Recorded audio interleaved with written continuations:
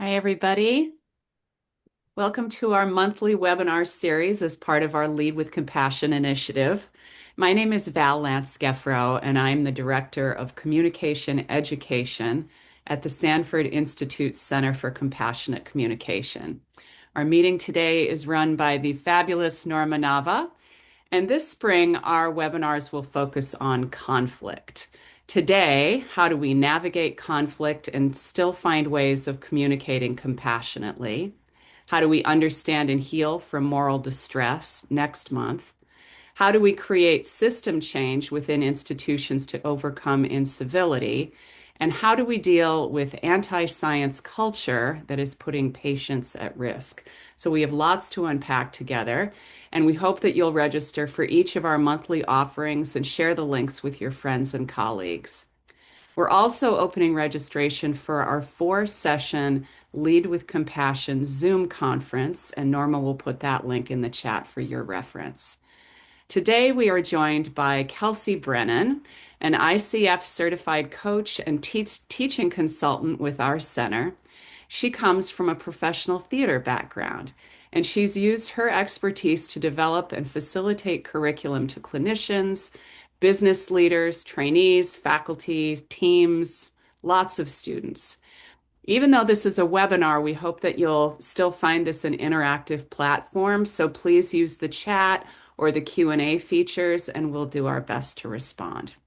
Okay, Kelsey, I'm Thanks, going to throw this to Val. you. Thank you.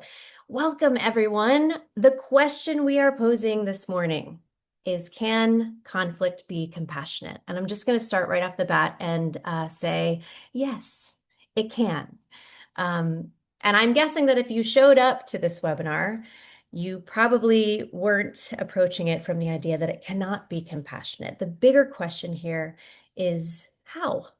How can we bring compassion to those conversations where there's great disagreement, where we're arguing for a different point of view or a different set of beliefs? And you've probably also experienced those times where conversations where there is conflict, they escalate, they stagnate, and then there's an effect on the relationship. Uh, the distance between you and the person that you disagree with just gets bigger and bigger and bigger.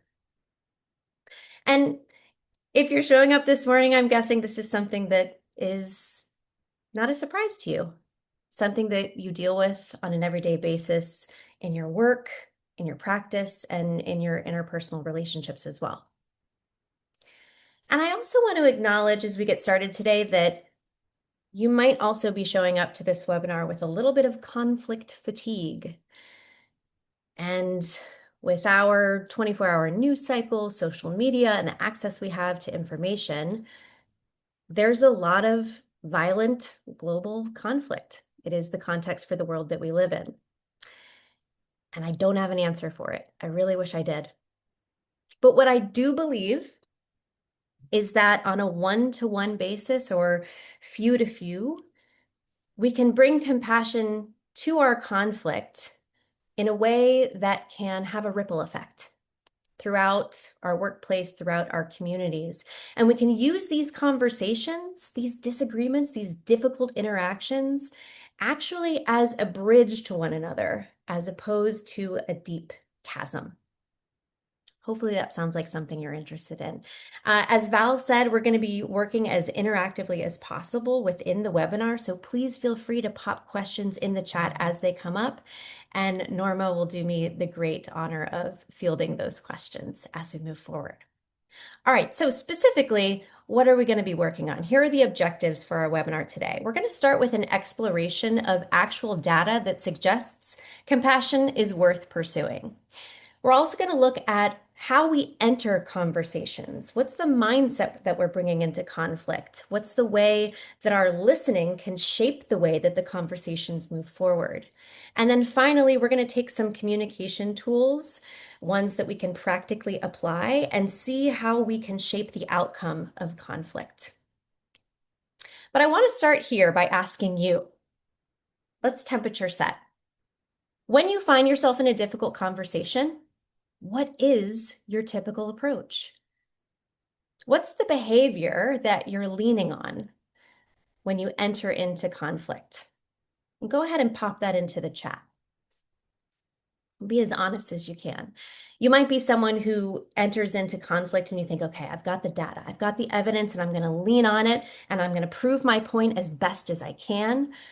You might be someone who finds yourself in conflict and goes, I got to get out of this as soon as possible. I just got to avoid, avoid, avoid. Yeah, thanks, Gabriella. Avoidance. Peace at any price. Freeze. Step away. Julie brings curiosity. Professionally, personally, I get defensive. Thanks. Thanks, Julie. Yeah, I think that's probably something that a lot of people can relate to. Depends on the context, right? Shayna stops and takes a breath. Beautiful, taking care of our physiology, which we're going to talk about later in session. We've got arguing, flee. Let them talk and listen to what they say. Thanks, Stacy. Restraint, but internally feeling a lot of signals. Absolutely. There's what's going on inside of us. And then hopefully we build some tools where we cannot be reactive, but we can bring clarity and honesty into the conversation. Get really sarcastic. Sure. Yeah. Hey, sometimes humor can help. So here's the second question involved in this. Whatever your approach is, and Norm is going to put this in a poll just so we can use different formats here to interact. In the last difficult conversation that you had, what's the feeling that you walked away with mostly? Go ahead and choose one, although I want to acknowledge you might have felt more than one, but what's the main feeling you walk away with after conflict? Everyone wants to feel more certain that they were right, but I'm not sure that that actually happens very often. Norma, let me know when we've got some results here. What we're going to be moving towards is not just a feeling that you were understood, but also how do we create that experience for someone else? How do we demonstrate our understanding with the person we disagree with? And how do we put ourselves in a position where we can try on a new point of view and encourage someone else to try on a new point of view as well? Oh, most of us feel frustrated. Yeah, I get it. Because what often happens is we enter into that conversation and we start defending and we feel the escalation happen and we walk away feeling like, what was all that energy worth? And now my heart's beating fast and my palms are sweating and I'm just feeling frustrated. Probably relieved it was over. And very few of us feel certain that we were right. Some of us feeling open to a new point of view. That's great. We're going to work towards that today. Well, thank you for that. Let's see if we can move the dial a little bit and discover where the opportunities for growth might be as well. And before we do that, let's define what we mean by compassion in conflict. Here's a visual for you. As you look at this chart, we're starting with the smallest amount of understanding of someone else's experience and the least amount of willingness to support that experience, and that's pity. And you can see as we move up in this chart, we've got three feelings. I feel sorry for you, I feel for you, and I feel with you. But compassion is the only part of this scale where there's action. So a nice and simple definition of what compassion is empathy in action, empathy in motion. So when we bring compassion into conflict, that means we're bringing the most amount of understanding of someone else's experience, as well as the most willingness to support. Now, I want to make an important distinction here. I'm not talking about the willingness to agree. It's just not realistic. That's why we're in conflict. What I am talking about is the willingness to support the humanity and autonomy of the person across from us. Our willingness to support the idea that we have a set of beliefs or a set of values that we live by, and the person across from us or the people across from us do as well. And we're going to acknowledge and accept the fact that those things might bring us in different directions. That's the part that we're willing to support. So here's a definition for us to move forward with today. Compassionate conflict is engaging in disagreement in a way that both actively acknowledges another person's humanity and lived experience without abandoning your own. So this might be a little bit of shift in the outcomes that we're seeking in our conflict. It's not necessarily about winning the conversation. You might win the conversation, but it's about how you go about it. And what we want to attend to first is creating connection, creating a willingness to accept the other person's position, maybe even build trust within that relationship, or at least preserve the bond that's there, or create a bond. And maybe at the end of the day, learn something ourselves. It might sound aspirational, but there's a reason that it's worth pursuing. And for that, we're going to go to the science. I like to call this part of the webinar the science of compassion, otherwise known as the great vaccine debate. Now, if you're someone who works in healthcare, especially if you work in pediatrics, the conflict around vaccines might be very, very, very real and lived in for you.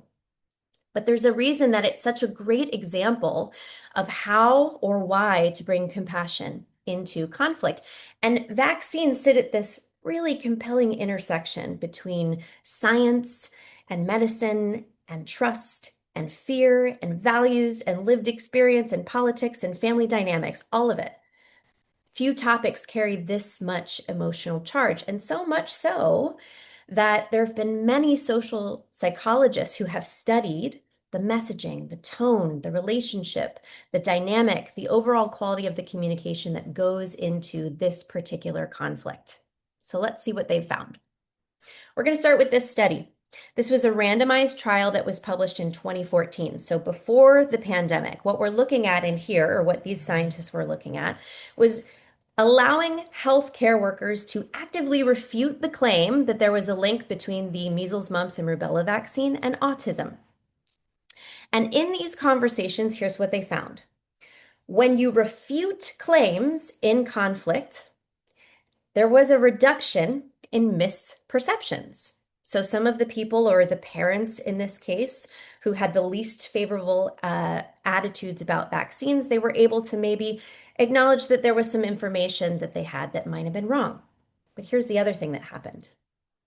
It still decreased their intention to vaccinate. So telling someone that we're wrong, refuting their claims, it doesn't change whether or not they're going to act differently. In fact, they just doubled down. So when we tell someone they're wrong, they're likely to double down. Let's look at something else. This was an experimental vignette that was published in 2022. So this is after pandemic, or in the midst of one phase of the pandemic. And so here, what these scientists were looking at is different types of communication around vaccines. Controlling communication style where we're imposing a point of view, and then a communication style that was more supportive of someone's right to make their own decision. Here's what they found. When we impose a point of view, it decreases someone's intention to vaccinate. So when we say, this is the way that you should think, this is the information that's correct, they're going to double down. Here's the other thing they found. Empathetic, accepting, and autonomy supportive communication had the following impact. It increased the intention to vaccinate. And not only that, but it increased the patient's feeling of autonomy. So not only did they change the way that they felt like they would act, but they felt like they had the most amount of choice around that. Now, look, you could look at this and think, that sounds a little bit manipulative to me.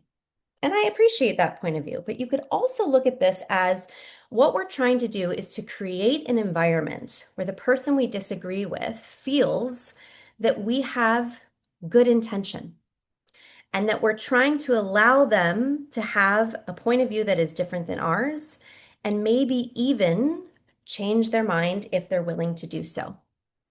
It's not about being right, it's about the environment that we create and allowing someone else to make their own choices. More on that. But from these two studies, we can kind of identify some of the behaviors that are going to heat up conflict and that are going to cool conflict. So what I've created here is our conflict heat map. Here are some of the behaviors that are going to just escalate, defending our own point of view, criticizing someone else, or imposing our own point of view, refuting claims, doubling down, or stonewalling. Stonewalling, where we say, we don't agree, so I'm not going to engage. I'm just going to deflect. Behaviors that are going to lead us into a more compassionate environment, one that allows us to demonstrate good intention and preserve the bond, are going to be empathizing if it's possible, listening, accepting a different perspective or acknowledging what's different in that perspective, definitely advocating for our own point of view with clarity and honesty, and asking questions, entering it from the lens of curiosity. So I want to stop there and ask you, as you look at this heat map of conflict, where's your growth edge? There might be behaviors over on the left side that heat up that you're looking to maybe let go of a little bit, or perhaps there's some behaviors over on the cooler side of things that you acknowledge are worthwhile, but they feel really difficult. And maybe you'd like some practice in developing those skills. Pop it into the chat. Where's your growth edge? What are you looking to create, or what are you looking to let go of?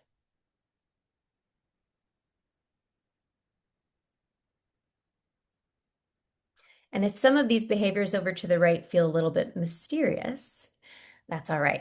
You can also pop that into the chat, and we're going to explore a little bit further what goes into accepting a point of view, what goes into our listening. Advocating. Yeah, thanks, Mary. How do we advocate for a point of view? How do we speak our own minds without creating more conflict and without backing down? Clear listening without internal dialogue. Thanks, Doc. Doc JC. Working more on not coming across as defensive. Yeah. Finding ways to be curious instead, asking questions and listening. Notori says, sometimes advocating must be surgically decisive and sometimes more nuanced and gradual. Absolutely. Absolutely. As we work forward today, I'm just going to offer one framework that can bring a little bit of clarity and structure into your advocating, but certainly there are many more. So let's step into an exploration of mindset and listening. Certainly some of you are interested in this, and there's a lot to explore here. When we enter into conflict, what normally happens is we're either prepared to be in that conversation or we're not prepared to be in that conversation, and we find ourselves in it as a surprise. But very often, most of us, myself included, have the response that is reactive, where we want to prove our point, where we want to tell the person across from us why we're right and dissuade them from their own point of view. But what happens, and science supports this, is that either there's no change, the conversation stagnates, you walk away feeling frustrated and like it was a waste of time, or you become more certain of your own point of view and polarized, and the relationship might suffer because of that. What we want to do is first find a way to build connection. An opportunity in our listening is to find that connection and demonstrate our good intention, demonstrate that we are listening, that we are accepting of that other person's point of view, whether or not we agree with it. And this, as you'll see, has a big impact on the way the conversation moves forward. Take a look at this chart for a second. This is a visual representation of just 4 different modes of listening. And as I describe them, I want you to think for yourself, where do you typically enter into any conversation, let alone one where there's conflict?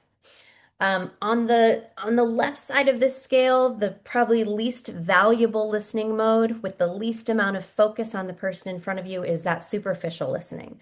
And that's where, yeah, I look like I'm listening to you, but I'm actually off in my own world over here, planning dinner, thinking about my kids, replaying a conversation I had 5 minutes ago. Hey, We all find ourselves there. And in conflict, if you've had the same conflict over and over and over again, the same conversation, you might find yourself falling into this superficial type of listening. But maybe you bounce into the self-referential. Self-referential is, I'm listening to you, but I'm really listening for the thing that applies to me. I'm listening for the thing that I can connect with. And this is a really valuable type of listening for compassionate conflict. This is where you might be able to build that bridge. However, the risk here is that you then just nudge the conversation into what you want to talk about. You might find yourself engaging in fix-it listening. A lot of us do this, especially at home. We're listening, but we're listening for how to solve the issue. We're listening for, I know what to do here. I know what to do here.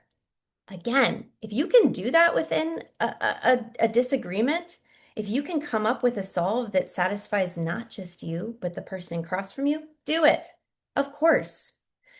Agreement would be a beautiful outcome to conflict. However, a lot of times there's more than what's on the surface. And what we want to aim for is engaged listening. This is listening to you or listening to the person across from you with your full attention. And that means that you're listening with all of your senses as well. You can see what the person's body language is doing. You're hearing their language, but you're also listening for what's underneath, maybe what's not being said. And in that lies feelings, values, underlying needs that are either met or not.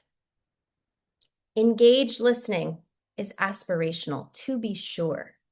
You're not always going to be able to stay in engaged listening, but perhaps when you feel yourself stepping out of it, especially in the midst of a conflict, you can remember that that's the target. I want to listen to you as openly as possible. Pop into the chat. What is your habit? What kind of listening do you find yourself using most of the time? In conflict conversations, in difficult conversations, or otherwise? And I want to, encourage you, all of these, except for maybe superficial, have their place. There's not right or wrong. But when we're trying to really demonstrate the best of intentions, engaged listening is where we want to go. Fix it, fix it, fix it, fix it, fix it. Of course, everybody is. Guess what? That's a promotable skill. That's probably gotten you pretty far in work and maybe, at home as well. I'm going to ask you to try and release the grip on fix it as much as you can. Defensive listening, sure, primarily fix it. Let's see if we can move into a different level of attentiveness with the person we're speaking with. And hey, why is this important? Let's go back to the science to give a look. So this was a study that was published in 2018 that hypothesized that high quality listening, what this group of scientists calls empathic, attentive, and non-judgmental listening, we'll get back to that non-judgmental in a moment, that this type of listening would have a specific impact on the speaker. And here's what they found. When we listen in a way that is empathic, fully attentive, and non-judgmental, the person speaking clarifies their attitude. They get clearer on what they think and what they believe. But here's the most compelling part.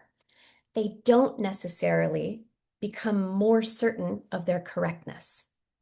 They get clear on what they think, but not necessarily more certain that they're right. What happens is they become more self-aware.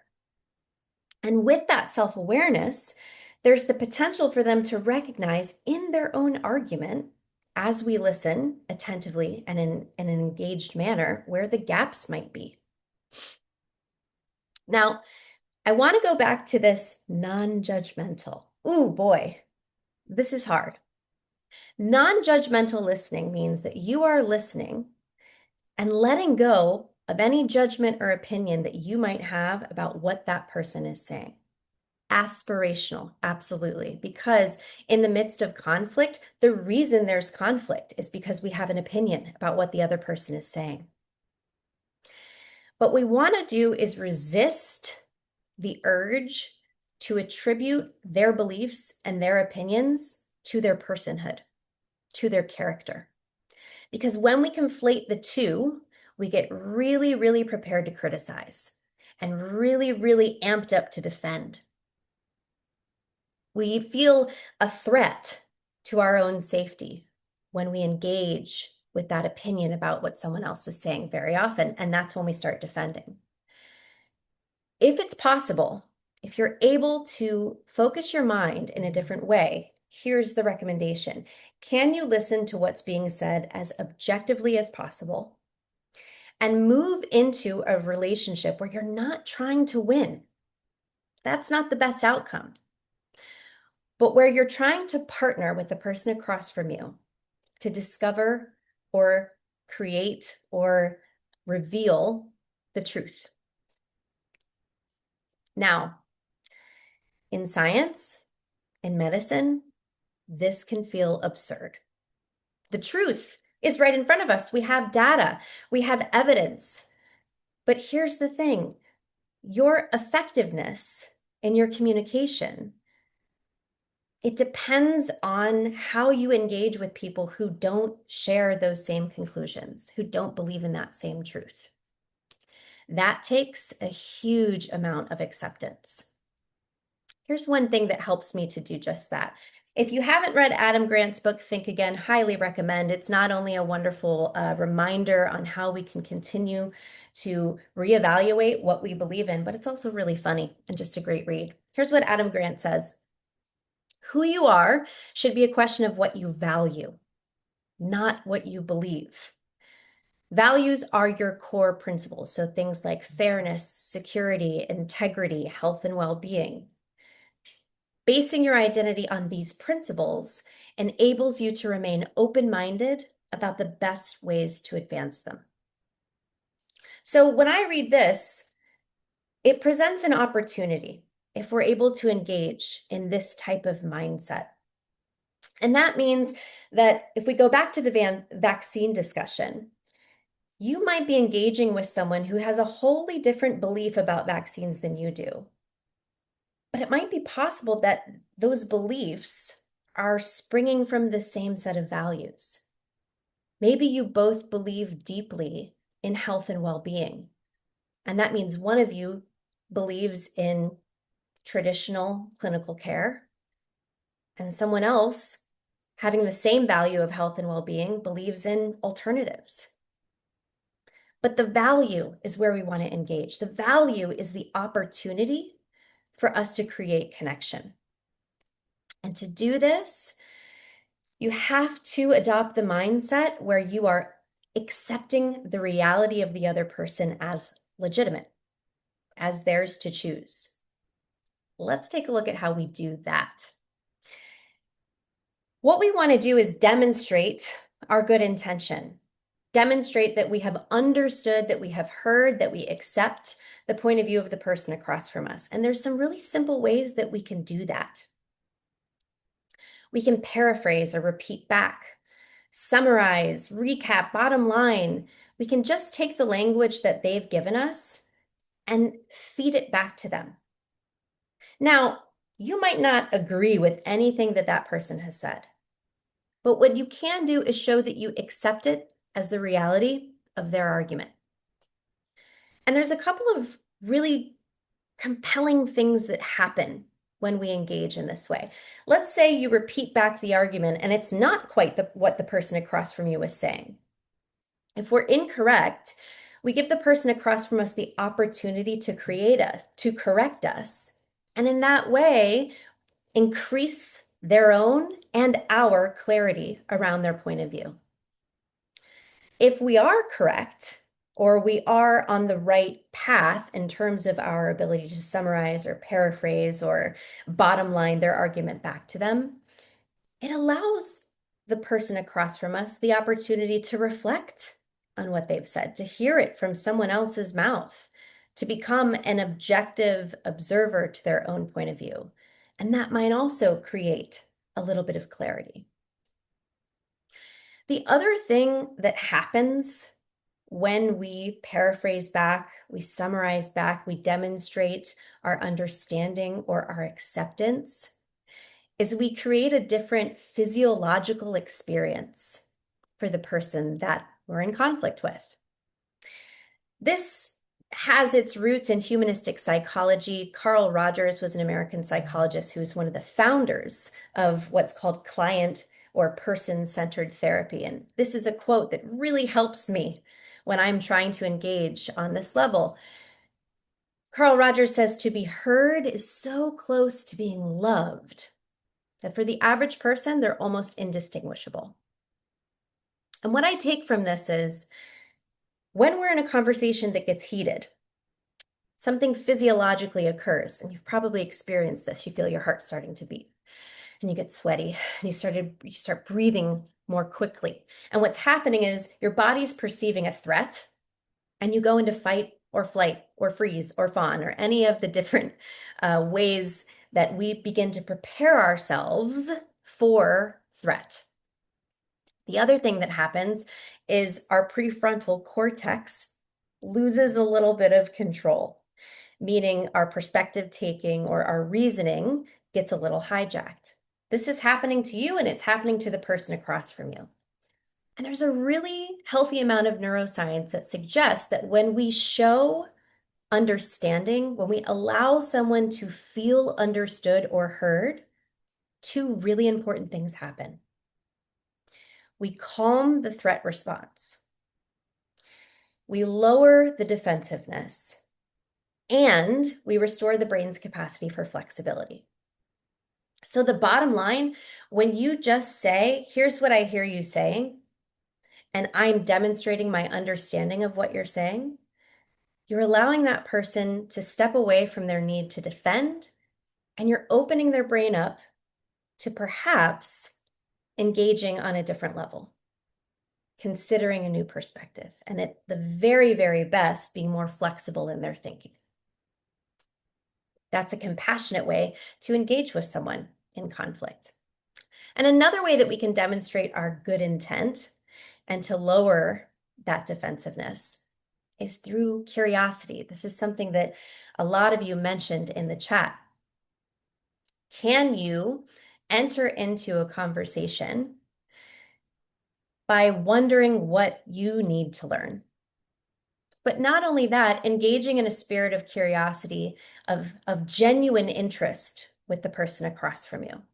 Because here's the thing, no one knows more about the person you're in conflict with than they know about themselves. So if you are deeply in need of persuading someone, especially in a clinical context, in a health context, you need to know what is motivating that set of decision making or supporting the belief that they have. What is the value at the core of that? If you've ever been exposed to any type of research on motivational interviewing, you'll know that asking questions is a huge way that we can demonstrate good intent and we can gather more information. We can ask someone to open up into a bigger container of dialogue. I've also heard a writer say that when you're in conflict, just think about inverting your question to statement ratio. Instead of refuting a claim or making a statement that defends your own point of view, do you have the opportunity to get curious and ask a question? So what might those questions look like? Really, when we talk about this, there's three types of questions that we're looking at, and they all have different ROIs or different benefits as we engage. The first type of question that we want to focus on, probably 90% of the types of question that you're going to ask, are going to be open-ended questions. These are the most compassionate types of questions because they require a longer answer from the person you're asking. And they prompt a response that can move the conversation or the action or the thought forward. These are questions that typically start with how or what, when or where. They open up the mind in a different way and allow someone, again, to get that clarity of thought, but not that increase in correctness necessarily. The second type of question that you can rely on, let's agree like 9 to 10% of the time when you're asking questions, engaging in curiosity, are the close questions.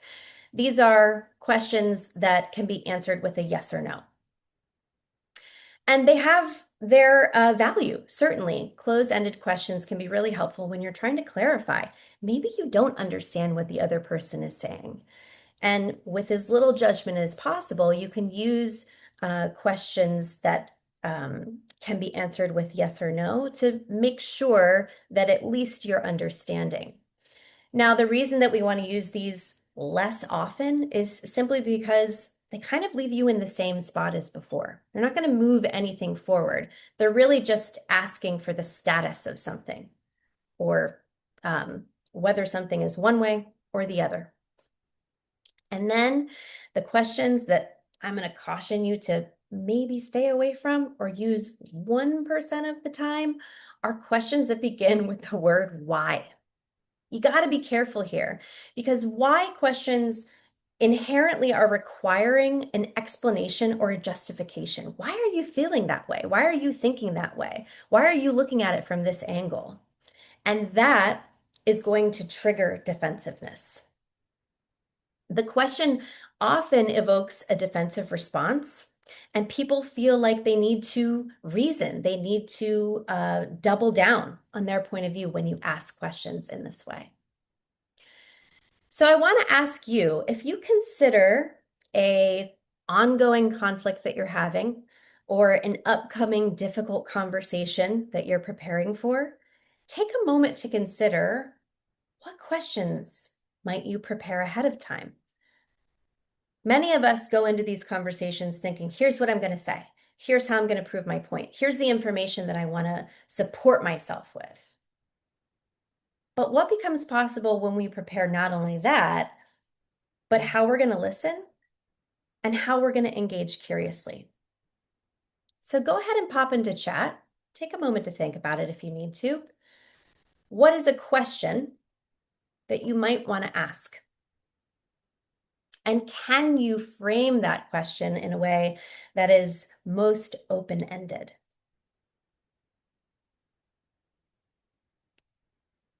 Can go back here to give you a little inspiration. Open-ended questions are the questions that ask someone to give more information. Closed questions are for clarification, and why questions we want to stay away from just because they can inspire defensiveness. Thanks, Mary. Yeah, can you tell me more about that? Now, technically, can you is a closed-ended question. Yes, I can. But hopefully the person you're across from can know that what you're asking for is just a little bit more information. How do you see this being implemented in practice? Great question. What are you envisioning? What's in your mind? Let me into that. Can you help me understand better? Yeah. How can you help? How can you frame this in a different way? How can you help me explore with you? What do you think I'm not understanding? Wow, Helen, that's cool. Yeah, from where you're sitting, what do you think I need to know to understand? What are your thoughts about how we can tackle this? How are you moving forward? Can we say something that we like about us? Say something that we like about us. Doc JC, what I think you're asking is maybe this is a question that you're asking in your upcoming engagement or your upcoming conversation, or maybe you're asking me, but absolutely. If there are points within this conversation that you find agreeable, likable, or you want to ask the question that says, hey, where do you see us agreeing? Absolutely lean into that. One part of how we show acceptance can be acknowledging the points that we don't have conflict on, or acknowledging the points that maybe are inspiring us to dig deeper, to look into ourselves, to explore our own point of view. Wonderful. Now, we've listened, we've prepared ourselves to be curious and to demonstrate our good intent. We've demonstrated that good intent by accepting or acknowledging, repeating, summarizing, saying, here's what you're saying. I understand what you're saying. Now, how do we advocate for ourselves? This is tricky. And for some of us, it might be the easiest part of it. Well, I know what I believe and I know how to talk about that. But for some of us, as we mentioned in the chat earlier, we might need a little bit of a structure around this as well. Because compassionate conflict is not just about giving over. It's not about creating agreement. That's not going to be helpful. It's actually probably not compassionate. It's about expressing your point of view in a way that is intentional, clear, preserves your bond, and at its best acknowledges the humanity between you and the person that you're speaking with, the mutual respect that can be there and should be there, especially when we're engaging in disagreement. Here's one framework for this. This is the nonviolent communication framework. You might be familiar with this. This is developed by a psychologist named Marshall Rosenberg. And what this allows is for us to advocate or express our point of view in a way that shows honesty, clarity, and a lack of coercion. It's not about imposing a point of view. It's about stating with a certain amount of objectiveness, this is my experience, or this is what has led me to my point of view. And here's how we start. We're starting with observations, okay? I hear that you have concerns about vaccinating your child. There's no judgment on that. It's what I'm hearing. It's what I'm observing. And then, what do I feel in relationship to what I'm observing? Now, this is, I think, at your discretion because you might be in a position or in a context where your feelings might not be necessarily productive or appropriate in the conversation, especially if you're in a workplace. But I think there is a way to express that you're feeling concern or you're feeling discord or you're feeling challenge. So I hear that you have concerns about vaccinating your child. As a clinician, I feel concerned. And why do I feel concerned? My feeling is connected to something that I value or something that I require, something that I need. I feel concerned because I care deeply about keeping children safe from preventable illnesses. That's something that's important to me. And finally, what I want or what I request. This is probably the part that you can start with and you can reverse engineer your way back. But perhaps I want to support you in making an informed decision. And in order to do that, I'm wondering, would it be appropriate or would you be open to reviewing risks and benefits? This can be a lot more simple as well. If you're in an interpersonal conflict and someone says, you never listen to me, you're not listening to me now. You have to breathe and start with your observation. When decisions are made before I'm consulted, I feel frustrated because I need to be included. How would you feel about checking in with me before you make a decision moving forward? We start with observations at the clearest, most non-judgmental level, and we work our way around. That's one framework for how you can prepare your opinion or your point of view or your stance with as much clarity as possible, and hopefully deliver in a way that is non-escalating, in a way that allows you to not soften your position, but to remain human and compassionate within it. So, it's been a lot of information, and I'd love to just give you a quick review of everything that we've covered. So we're talking about how to infuse conflict, disagreement with compassion. We started by taking a look at mindset and listening. So how are we approaching the conversation from the get-go? What are our outcomes? It's not necessarily about winning the conversation, but about demonstrating good intent, preserving the bond, advocating for ourselves while also maintaining mutual respect and accepting the humanity of the person across from us. And we want to listen in a way that allows us to demonstrate great understanding. We can show our acceptance by repeating back what we've heard, giving the best version of the argument back to the person who's made it, and maybe even acknowledging some points of that argument that we agree with, that we acknowledge are smart, and maybe even voicing some of the things that we hadn't thought about before. And in that way, we allow the person across from us to feel like they don't need to defend their point of view, and that perhaps they're in a safe place to open up their brain to a little bit more flexibility. We talked about how curiosity also demonstrates good intent. I want to know more.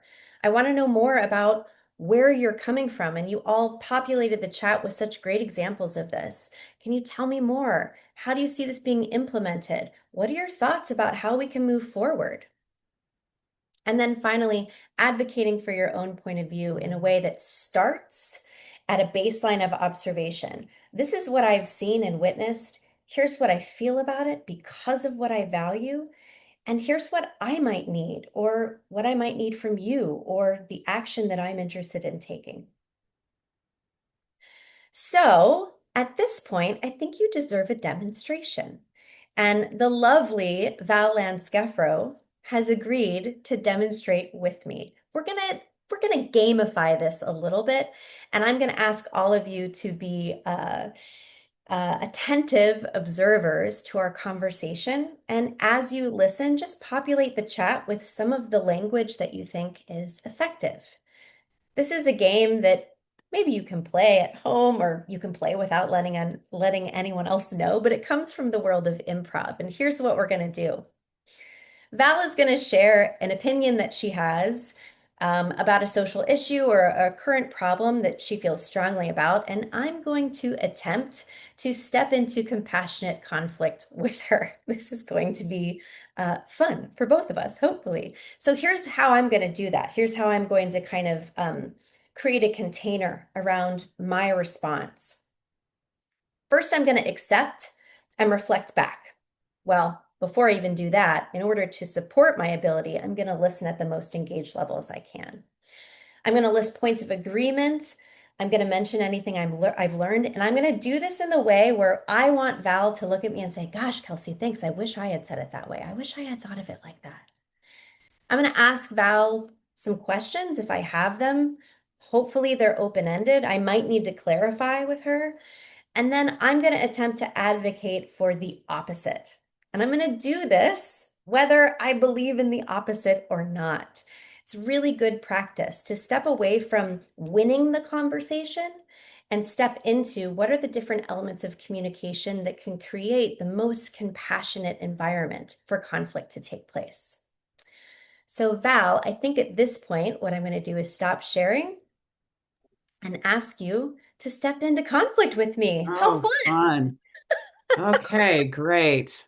So just full clarity, we did do a little rehearsal of this, but I hadn't learned from your session yet. So we'll see if I do better if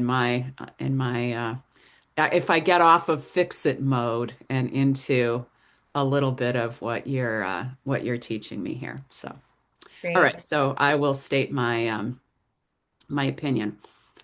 All right. As an educator, I feel very strongly that cell phones have no place in the classroom. Students are distracted. They are on social media. They're sharing answers. They're texting about this, that, and the other thing. They're losing focus on what's happening in the room. Hmm. And on a very serious level, I'm seeing bullying happen. And all of those are disrupting what the true intent of being in the classroom is all about, which is moving forward in some educational path. So firmly believe that cell phones do not belong in the classroom. Okay. Yeah. Yeah. So what I hear are some really nice arguments against having cell phones in the classroom, not just because they're distracting from the educational process that you're trying to create as an educator, but I also heard there's a social element involved that I hadn't thought of before, which is that not only are they distracting because of any number of things that kids can be exposed to, but they're also maybe a vehicle for bullying as well, Right. which can create an emotional response that just completely detracts from any experience in the classroom. Yeah, Yeah. exactly. So I'm wondering, I have a little bit of a different take on this, and I'm wondering if you um, might hear a different point of view. Would you be open to that? Sure. Okay. So even after hearing your argument, I've observed that kids having cell phones feels like just the state of the world. And when we remove those cell phones, it's not necessarily creating an environment where they can then just focus on whatever else is in front of them. They're so connected to these phones that I'm curious whether or not we can use them to our advantage. I feel like it's really important to prepare kids to exist in the world that is the reality we live in. And that means phones aren't going anywhere. So, is there an opportunity for us to use the phones in a way that engages them in their learning? My question, I think, to you would be, what's possible if we were to um, encourage different learning on those phones, put modules on those phones? As an educator, what would become possible then? Okay, stepping out of the role play here. So I'm going to try to reflect back to you instead of arguing. Oh, great. Thank you. I appreciate that. You're welcome.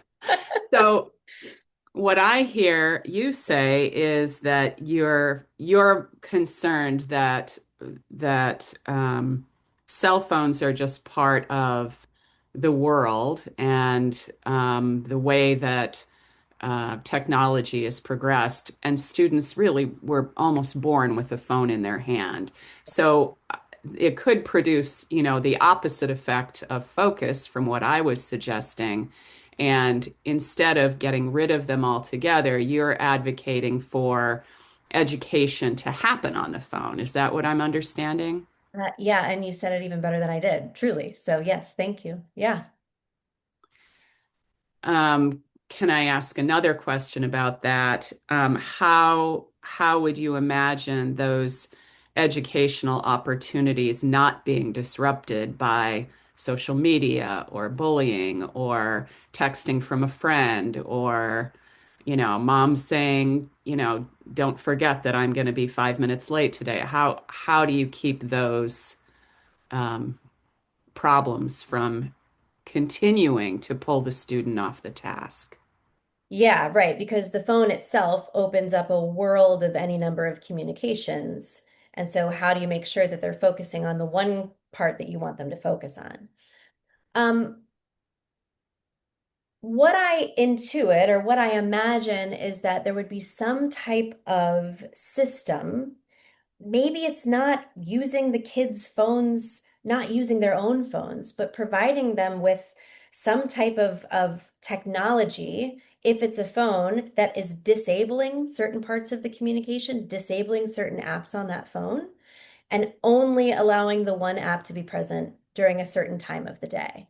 I don't know if we have that technology, but I feel like there's an opportunity to create structured phone use rather than completely ban the phones altogether. Okay, great.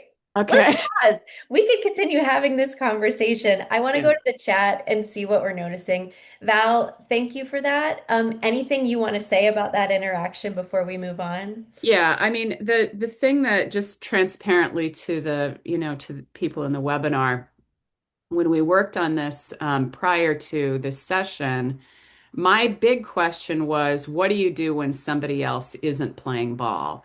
And Mm. that was sort of the obstacle that we got to in our rehearsal, was that I wasn't playing ball. So Kelsey had to state her case, and I would be either in defense mode or fix it mode, rather than what I was attempting to do in this role play. So, I do think that the act of hearing me lowered the temperature for sure.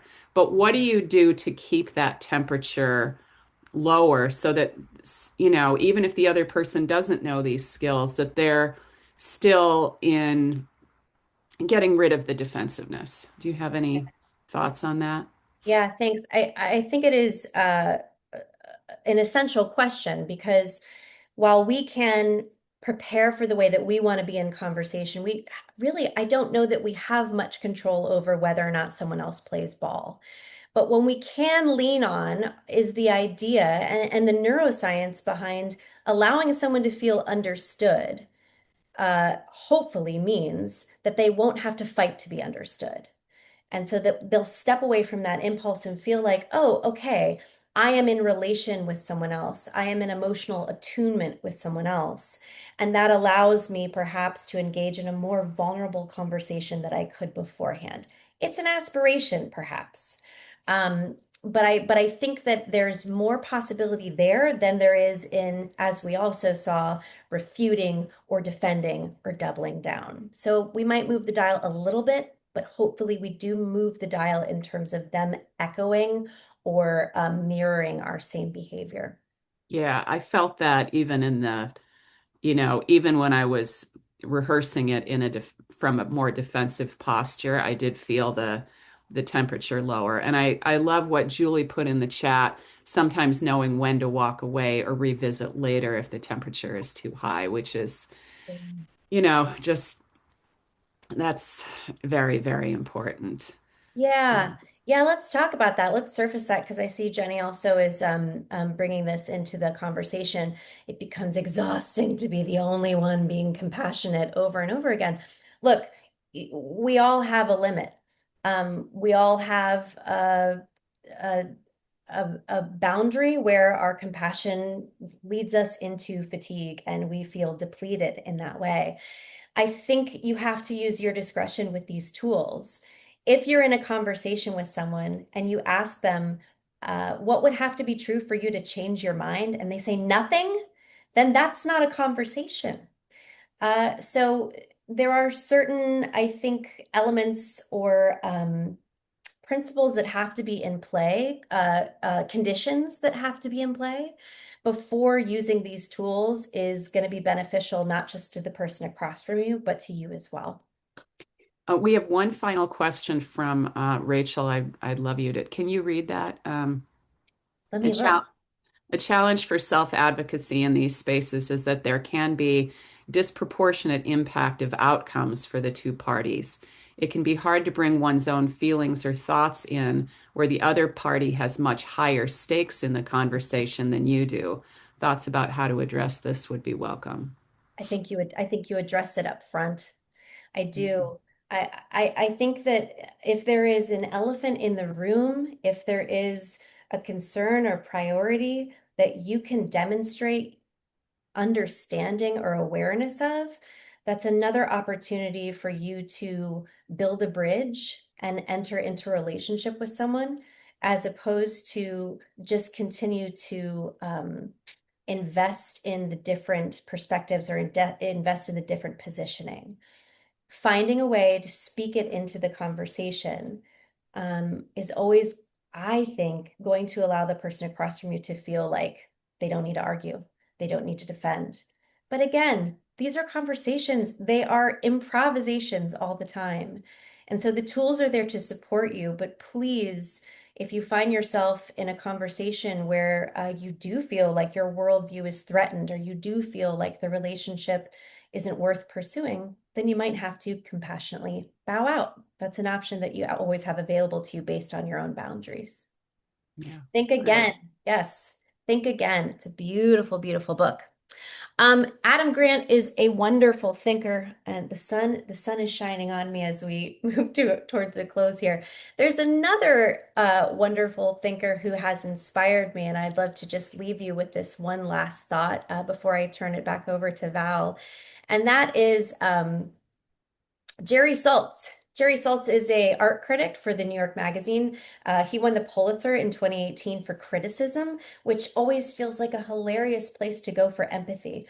But he has a great way of inspiring people to view art that they feel they don't understand. If you look at a piece of art that feels not accessible to you or gross or you just don't get it, he says, ask yourself, what would I like about that painting if I were someone who liked that painting? And in that way, you can bring more empathy and more compassion into the way you view a different painting or a different perspective. Val, Love I'm going that. to send it to you. Yeah. Yes, thank you all for joining us today. Thank you, Kelsey, for a lot to think about and practice, practice in a safe space. Um, our next webinar is led by one of our affiliate faculty members, Chris Onderdonk, and one of our team, Gary Buckholtz. It's Navigating Moral Distress in Healthcare Leadership and Education. And you can see the QR code there, and I believe Norma has put the Eventbrite link also in the chat.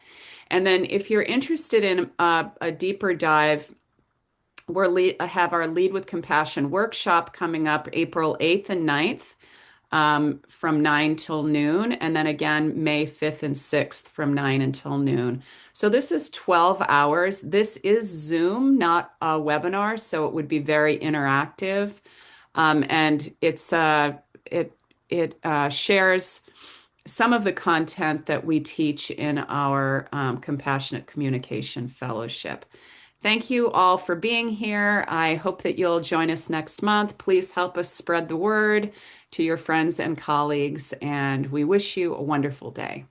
Thanks a lot. Thank you all.